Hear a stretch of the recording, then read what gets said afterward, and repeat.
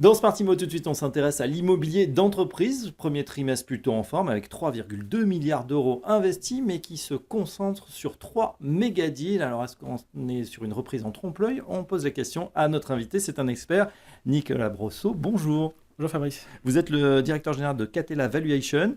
Et avec vous, on se penche justement sur cette hausse impressionnante des volumes investis au T1 2025. Mais je le disais, voilà, 3 méga deals que vous allez nous citer parce que vous les connaissez bien. Où en est-on actuellement sur cet immobilier d'entreprise? Alors sur ces 3,2 milliards d'euros investis, effectivement, plus 46% par rapport au premier trimestre 2024, il y a environ 1 milliard d'euros, un peu plus, concentrés sur 3 opérations importantes. La revente par Kering d'une quote-part d'une société qui porte 2 actifs parisiens auprès d'Ardian et de plusieurs investisseurs institutionnels pour environ 840 millions d'euros.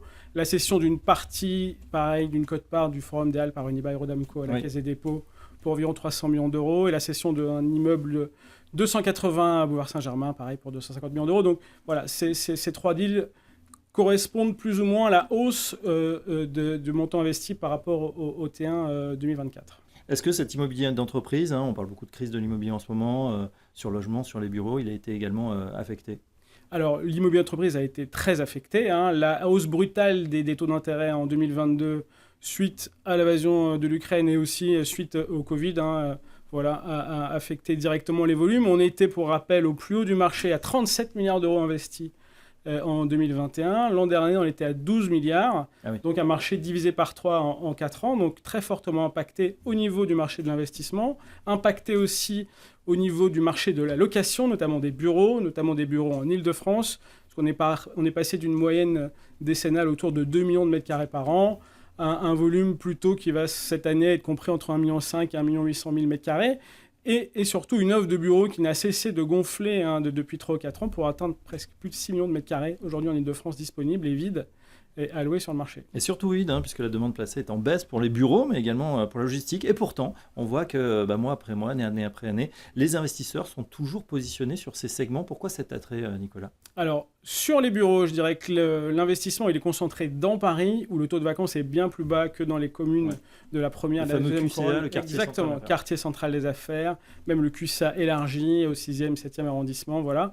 Donc là, les investisseurs sont prêts à investir des beaux immeubles, corps, ou alors des immeubles à repositionner, à rénover, à restructurer pour pouvoir les louer. Donc des marchés dans lesquels la demande placée est importante et sur lesquels ils ont quelques certitudes de location. En logistique, c'est un peu différent. Quand on achète une plateforme logistique, un entrepôt, c'est souvent, même 99% des cas, un entrepôt qui est loué avec un bail de longue durée à un utilisateur de très bonne qualité. Ça peut être Amazon, ça peut être Carrefour, avec des baux souvent de 9 ou 12 ans. Donc le marché qui fait effectivement moins 2% de demandes placées en logistique, le marché de l'investissement est moins impacté parce qu'on achète un produit, quasiment un produit financier, l'équivalent d'une obligation sur Amazon ou sur Carrefour, modulo, ce qui se passe au bout de 9 ou 12 ans. Voilà. Paris Intramuros, vous l'avez dit, concentre plus de la moitié des volumes. Les régions tirent également leur épingle du jeu. Alors, est-ce que c'est le signe d'une nouvelle géographie de l'investissement en France? Alors, c'est le signe clairement sur les bureaux d'une nouvelle géographie. Comme on l'a dit, depuis 3 ans, Paris concentre la majorité des investissements. La première, la deuxième couronne, les quartiers périphériques, notamment même le quartier de la Défense, quartier d'affaires important, ne sont plus du tout recherchés par les investisseurs en raison du marché locatif qui est moins bon, même si à la Défense, le marché locatif reste élevé. Mais à la Défense, on a des tours. Des tours, c'est beaucoup de mètres carrés, des gros volumes. En moyenne, une tour, c'est 500 millions, 600 millions. On n'a pas depuis 2 ans, on n'avait plus depuis 2 ans d'investisseurs capables de se positionner sur des deals de cette importance. Les investisseurs étaient plutôt concentrés sur les nouvelles SCPI, des gros privés, des sociétés de luxe qui effectivement achetaient des immeubles de plus petit volume, plutôt dans Paris. Voilà. Et pour la région, comme on l'a dit, la demande en logistique est très forte. Donc la logistique a drivé l'essentiel de l'investissement en région, ainsi que les commerces, les portefeuilles d'enseignes, Carrefour qui vend ses supermarchés.